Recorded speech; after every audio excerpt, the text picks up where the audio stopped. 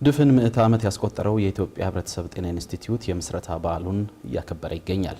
ተቋሙ ለ100 ዓመታት በኢትዮጵያ የጤና ጉዳዮች ላይ ጥናት ማካሄድ፣ የሕብረተሰብ ጤና አደጋዎችን አስቀድሞ መለየት፣ የላቦራቶሪ ምርመራዎችን በማድረግና በአፍሪካ ደረጃ የላቀ ብቃት ያለው ማዕከል ሆኖ ሲሰራ ቆይቷል። እኛም የዚህን ግዙፍ ተቋም የ100 ዓመታት ጉዞ መለስ ብለን ልናስቃኛችሁ ወደናል። ሪፖርተራችን ዳግማዊት ደረጃ አዘጋጅተዋለች። ወደዛ እንወስዳችኋለን። የዛሬው ግዙፉ የኢትዮጵያ ሕብረተሰብ ጤና ኢንስቲትዩት ታሪክ የሚጀምረው በ1916 ዓ.ም በወቅቱ ንጉሠ ነገሥት ቀዳማዊ ኃይለ ሥላሴ አሜሪካዊውን የሕክምና ሚስዮናዊ ዶክተር ቶማስ አሌክሳንደር ላምቤ በአዲስ አበባ ዘመናዊ ሆስፒታል እንዲገነቡ በጠየቁበት ወቅት እንደነበር በተቋሙ ከ40 ዓመት በላይ በላቦራቶሪ ባለሙያነት ያገለገሉት ጎንፋ አያና ይናገራሉ። ቤቱ ምናልባትም የዛሬ 104 አካባቢ ነው የተመሰረተው። መስራቹ አሜሪካዊ ተወላጅ የሆኑ ዶክተር ላምቤ የሚባሉ የሕክምና ባለሙያና ሚሽነሪ ነበሩ።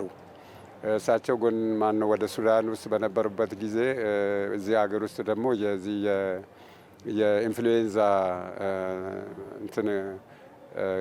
ወረርሽኝ ነበርና በወቅቱ በአካባቢ በነበሩ ደጃዝማች ብሩ በሚባሉ የአካባቢው መሪ ወደ አዲስ አበባ እንዲመጡና የበለጠ በአገር ደረጃ እንዲሰሩ በመከራቸውና በለመናቸው መሰረት አዲስ አበባ መጡ። ሲመጡም ራስ ተፈሪ መኮንን ያን ጊዜ የንግስት ዘውዲቱ የቅርብ አማካሪ ነበሩና ከሳቸው ጋር ተገናኙ። እንደተገናኙም ራስ ተፈሪ አንድ ሆስፒታል ዘመናዊ የሆነ አዲስ አበባ ውስጥ እንድታቋቁምልኝ አሉ። በዛ መሰረት ይሻሉ ቦታውን ተረከቡ። ገንዘብ ጠፋ። ገንዘብ ፍለጋ አሜሪካ ሄዱ። ትንሽ 182,000 ይዘው መጡ።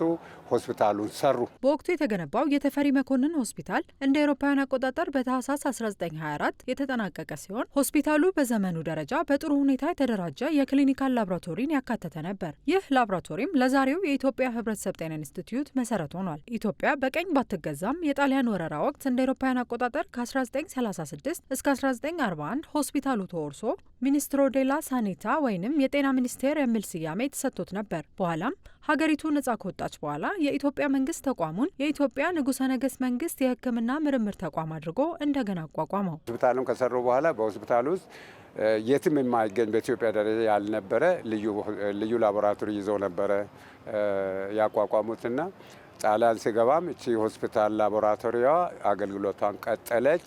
ከዛ የተለያዩ መንገዶችን ከዞረች በኋላ እንወይ ከሌላም ጣሊያኖች ከመሰረቱ ሌላ ተቋም ጋር ተገናኝታ የኢትዮጵያ የጤና ምርምር ተቋም ተብሎ ወደ ሜክሲኮ ነበረ። ከዛ አንድ ላይ ተመልሶ ያቺ ላቦራቶሪ ቀደም ብላም ስለነበረች እዚህ ላይ ተደርባ የሕብረተሰብ ጤና ኢንስቲትዩት ዛሬ የሆነውን ግዙፉን ወልደዋል ማለት ነው። እንደ አውሮፓውያን አቆጣጠር በ1951 ከባሪሱ ፓስተር ኢንስቲትዩት ጋር የሁለትዮሽ ስምምነት ተፈርሞ የኢትዮጵያ ፓስተር ኢንስቲትዩት ተቋቋመ። የመጀመሪያው የተመሰረተው የኢንስቲትዩት በጣም ደካማ ስለነበረ የውጭ ድጋፍ የግድ አስፈላጊ ስለነበረ በወቅቱ የመጀመሪያው የጤና ሚኒስትር የነበሩት ብላቴንጌታ ዘውዴ በላይነህ ከፈረንሳዮች ጋር እና ከፓስተር ኢንስቲትዩት ፓሪስ ጋር በመነጋገር ውል ተፈራረሙ። በዛ መሰረት የተቋሙ ለተወሰነ ለ15 ዓመታት ኮንትራት ተሰጠ፣ ለፓስተር ማለት ነው።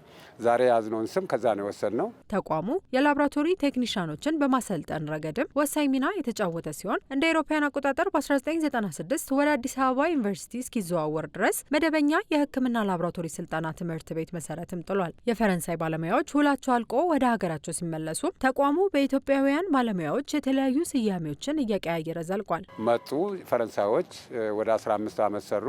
ውሉ ሲያልቅ ተመለሱ። ከዛ ኢትዮጵያዊ ዜጋ ነው እንግዲህ ቤቱን የያዘው። የዋና ላቦራቶሪና የጤና ድርጅት ተባለ። ከዛ በኋላ የብሔራዊ ጤና ምርምር ኢንስቲትዩት ተባለ። ከዛ በኋላ የኢትዮጵያ ጤናና ስነ ምግብ ምርምር ኢንስቲትዩት ተባለ። ከዛ በኋላ ደግሞ ዛሬ የምንባለውን የሕብረተሰብ ጤና ኢንስቲትዩት ተብለን እንታወቃለን። ኢንስቲትዩቱ በ1965 ኢምፔሪያል ሴንትራል ላቦራቶሪና ምርምር ኢንስቲትዩት ሆኖ የቀጠለ ሲሆን በደርግ አብዮት ወቅትም የፖለቲካ አለመረጋጋት ቢኖርም የምርምር አቅምን በመገንባት የክልል የሕዝብ ጤና ላቦራቶሪዎችን በማቋቋም አውቶማቲክ የላቦራቶሪ አገልግሎቶችን በመስጠትና የውጭ የጥራት ግምገማ መርሃ ግብሮችን አካሂዷል። አቶ ጎፋ ተቋሙን የላቦራቶሪ ባለሙያ ሆነው ሲቀላቀሉ የነበረውን ሁኔታ እንዲህ አጋርተውናል። የዛሬ 44 ዓመት እንደተባልኩ 1975 ዓ.ም ነው በዋና ላቦራቶሪና ጤናና ድርጅት ምርምር ኢንስቲትዩት ነው የገባሁኝ። ያው እንግዲህ ያው በወቅቱ በፈቀደው ደረጃ ይሰራ ነበረ። እንደ ዛሬ የሚሰራ ስራም አልነበረም። እውቀቱም ያን አልነበረም። ቴክኖሎጂም አልነበረም። ገንዘቡም አልነበረም። ግን ተክተን ነበር የምንሰራው። የኢትዮጵያ ሕብረተሰብ ጤና ኢንስቲትዩት በተለይም በቅርቡ በዓለም አቀፍ ደረጃ ፈታኝ የነበረውን የኮቪድ-19 ወረርሽኝ ለመከላከል ቀድሞ ምላሽ በመስጠትም ትልቅ ሚና ተጫውቷል። በተለያዩ ጊዜያት የተለያዩ ወረርሽኞች የማጅራት ገትር፣ የማላሪያ፣ የተስቦ የተለያዩ እንትኖች አሉ። ግን ያው በሰፊው የሚታወቀው አሁን በቅርቡ የኛ ሁሉም እንትን የሆነው ኮቪድ ነው።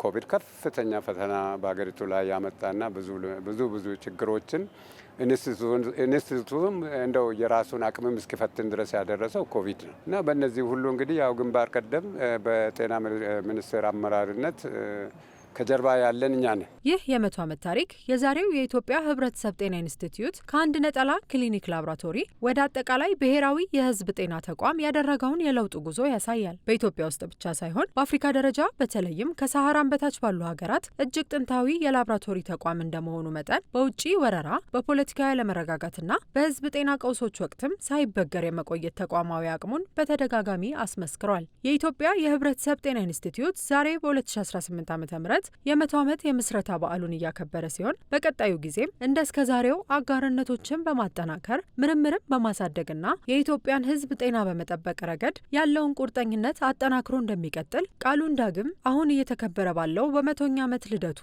አድሷል።